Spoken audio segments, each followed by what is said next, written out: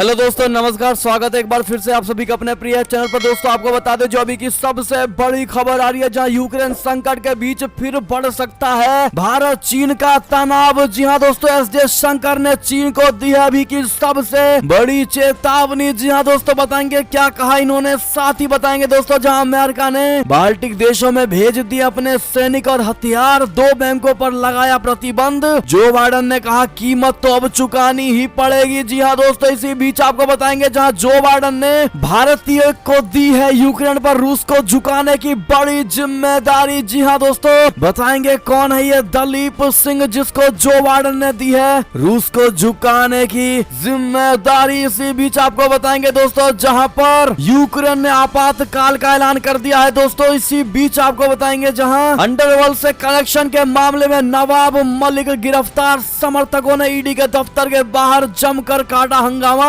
हर तरह की दोस्तों अभी हम आपको खबर बताने वाले हैं, तो आराम से बने रहिएगा वीडियो के अंत तक।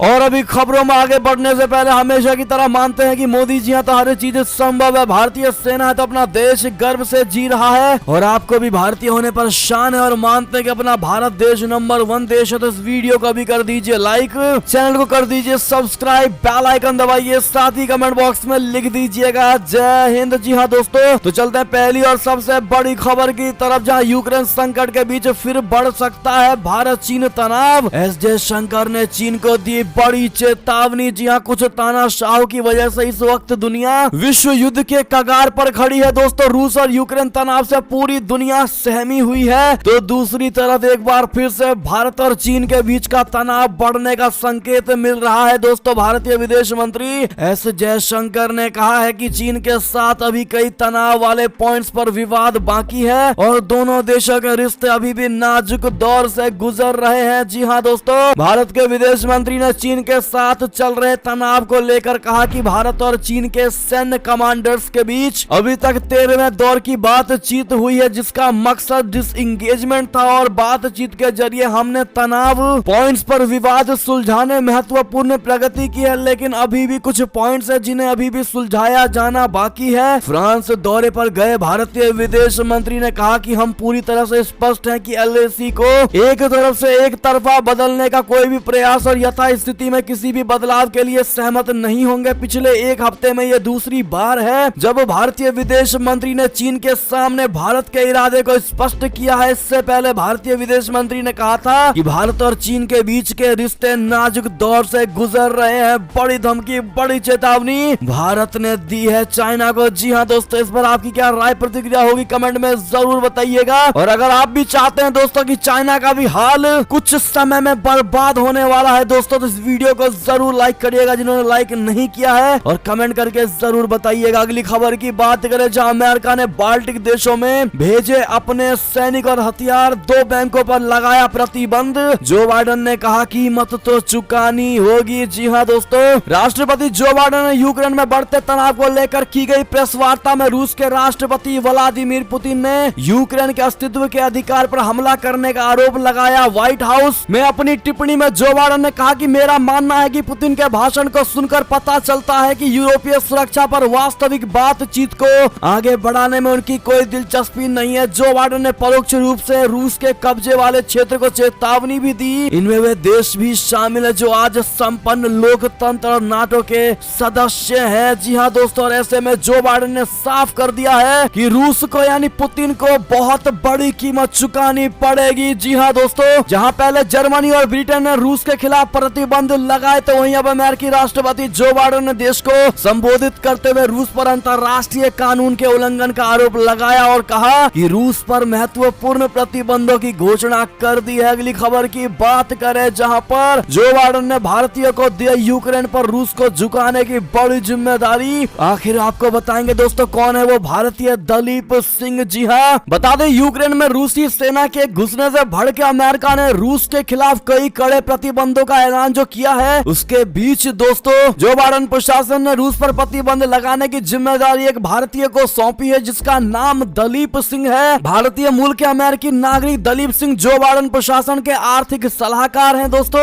रूस के राष्ट्रपति व्लादिमीर पुतिन ने सोमवार को उस निर्णय पर हस्ताक्षर किए जिसके माध्यम से यूक्रेन के दोनेत्स्क और लुहांस्क गणतंत्र को स्वतंत्र देश के तौर पर मान्यता मान्यता दी गई है। इससे क्षेत्र में तनाव बढ़ गया है दोस्तों और यूक्रेन पर मॉस्को के हमले की आशंका बढ़ गई है। ऐसे में दलीप सिंह को लोगों की मांग पर वापस लाया। जी हाँ दोस्तों, दलीप सिंह अंतर्राष्ट्रीय अर्थशास्त्र के लिए उप राष्ट्रीय सुरक्षा सलाहकार तथा राष्ट्रीय आर्थिक परिषद के उप निदेशक हैं। बीते कुछ दिनों में वो व्हाइट हाउस के प्रेस कक्ष में दूसरी बार नजर आए हैं। जी हाँ दोस्तों, आपको बता दें कहीं जो बाइडेन की ये भारत को लेकर बड़ी चाल तो नहीं है दोस्तों, ताकि भारत भी रूस की खिलाफी शुरू कर दे। क्या कहते हैं आप लोग दोस्तों? राय सुझाव जरूर दीजिएगा। इसी बीच जब बड़ी खबर आ रही है रूस से तनाव के बीच यूक्रेन ने किया आपातकाल का ऐलान, बताया सुरक्षा के लिए सबसे महत्वपूर्ण कदम। जी हाँ दोस्तों, रूस यूक्रेन के बीच विवाद युद्ध की तरफ बढ़ता दिखाई दे रहा है। इसी बीच यूक्रेन ने पूरे देश में आपातकाल लागू करने का ऐलान कर दिया है। एक तरफ रूसी संसद के ऊपरी सदन ने राष्ट्रपति व्लादिमीर पुतिन को देश के बाहर सैन्य बल प्रयोग की अनुमति दे दी है, तो दूसरी तरफ यूक्रेन के राष्ट्रपति ने भी अतिरिक्त सैनिकों की तैनाती का आदेश दे दिया है दोस्तों। हालांकि उन्होंने कहा है कि फिलहाल पूर्ण सैन्य लामबंदी की कोई जरूरत नहीं है। यूक्रेन के शीर्ष सुरक्षा अधिकारी ने बताया है कि उनका देश डोनेट्स और लुहांस क्षेत्रों के अलावा सभी यूक्रेनी क्षेत्रों में आपातकाल को लागू करेगा। यूक्रेन के शीर्ष सुरक्षा अधिकारी का कहना है कि आपातकाल की स्थिति 30 दिनों तक चलेगी और इसे अगले 30 दिनों के लिए बढ़ाया जा सकेगा। जी हाँ दोस्तों, अगली खबर की बात करें जहां पर ताइवान के खिलाफ रूस के नक्शे कदम पर चल सकता है चीन। यूक्रेन जैसे हाल का सता रहा है इसको डर। जी हाँ दोस्तों, रूस की सेना के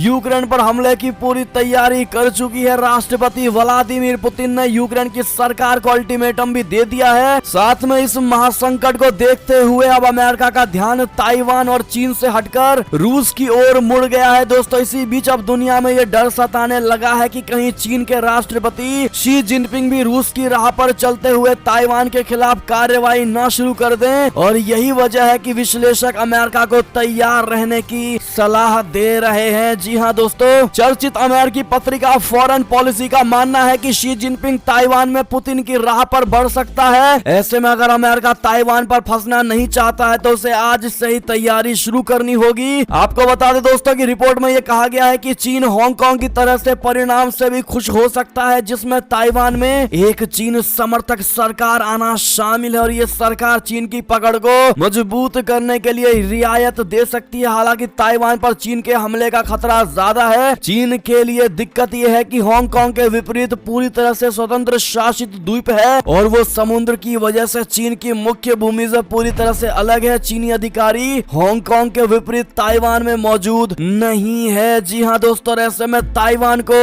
अमेरिका की मदद की बेहद जरूरत है। जी हाँ दोस्तों, अगली खबर की बात करें जहां पर क्या रूस के खिलाफ अब आवाज उठा सकता है भारत? क्या है एक्सपर्ट्स की राय, हम आपको बताते हैं। फिलहाल अमेरिका, ब्रिटेन, जापान, ऑस्ट्रेलिया ने रूस पर कई प्रतिबंध लगा दिए हैं। अब दुनिया की नजर भारत पर बनी हुई है दोस्तों। रूस और अमेरिका के बीच यूक्रेन के बहाने छिड़ी इस नई तनातनी में भारत पहले ही साफ कर चुका है कि उसकी दिलचस्पी सिर्फ अपने लोगों को सुरक्षा को लेकर है। कल भी संयुक्त राष्ट्र की बैठक में भारत ने अपना यही संकल्प दोहराया था कि यूक्रेन में आम लोगों की जिंदगी महत्वपूर्ण है और भारत की खास चिंता अपने नागरिकों की बेहतरी के लिए है। लेकिन भारत क्या किसी भी स्थिति में रूस के खिलाफ ही कर सकता है दोस्तों? क्या रूस के खिलाफ खड़ा होगा भारत? आपको बता दें भारत ने अब तक यही रुख अपनाया है, उसको विवाद में पड़ना नहीं है। क्या ये तरीका सही है? इस पर MEA के पूर्व सचिव KC सिंह ने आज तक से कहा है कि फिलहाल ये रुख सही है क्योंकि भारत रूस के साथ अपने संबंध सही रखना चाहता है। लेकिन इसमें भी एक लाइन ऐसी है जिसे रूस ने पार किया तो भारत को भी आवाज उठानी पड़ सकती है। जी हाँ दोस्तों, आपको बता दें KC सिंह ने कहा कि अगर नॉर्थ में बेलारूस की तरफ से रूसी सेना यूक्रेन में घुसती है तो भारत का शांत रहना मुश्किल हो जाएगा क्योंकि भारत UNSC का अस्थायी सदस्य है। भारत इसका स्थायी सदस्य बनना चाहता है, लेकिन इस स्थिति में दूसरे देश भारत से पूछेंगे कि अगर आप गलत होने पर कुछ नहीं बोलते तो क्या ही फायदा। जी हाँ, ऐसे में दोस्तों इस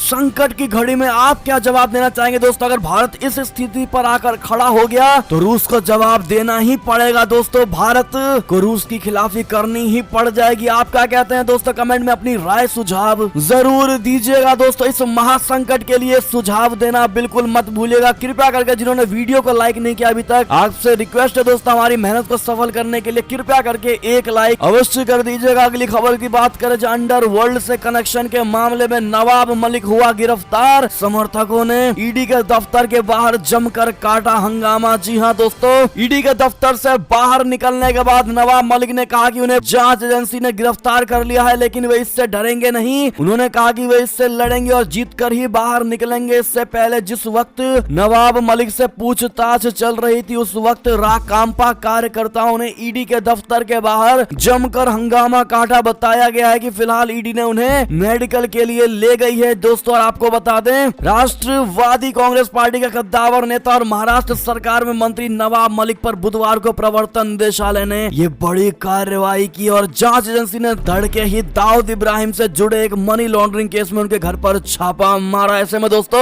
ऐसों के साथ ऐसा ही होना चाहिए। कितने लोग इसका सपोर्ट करते हैं कमेंट में जरूर बताइएगा। नवाब मलिक को लेकर आपकी क्या राय है दोस्तों, कमेंट में जरूर बताना मत भूलिएगा, क्योंकि जिनके आतंकवादियों से कनेक्शन होते हैं दोस्तों, अगर ये बात सच है तो सजा तो जरूर मिलेगी। क्या कहते हैं आप लोग, जवाब जरूर दीजिएगा। और ऐसे में ये थी अब तक की सारी बड़ी खबरें। आपको हमारी खबर कैसी लगी दोस्तों, आशा करता हूँ बहुत अच्छी लगी होगी। अगर थोड़ी भी अच्छी लगी है तो इस वीडियो को अभी अपने भाई बंधुओं में व्हाट्सएप, फेसबुक, ट्विटर के जरिए पूरे भारत में शेयर करना बिल्कुल मत भूलिएगा दोस्तों। और अभी कर दीजिए इस वीडियो को लाइक, चैनल को कर दीजिए सब्सक्राइब, बेल आइकन दबाइए, साथ ही कमेंट बॉक्स में लिख दीजिएगा जय हिंद जय भारत। तो मिलते हैं आप सभी बड़ी खबर में दोस्तों, तब तक अपना ख्याल रखिएगा। आप सभी का बहुत बहुत धन्यवाद साथ देने के लिए, साथ बने रहने के लिए। और खबरों का सिलसिला लगातार हमारे चैनल पर जारी है, तो अपडेट रहना बिल्कुल मत भूलिएगा दोस्तों। अगली खबर का इंतजार करिएगा। हम मिलते हैं आप अगली खबर में, तब तक के लिए जय हिंद जय भारत, जय श्री राम, वंदे मातरम, हर हर महादेव।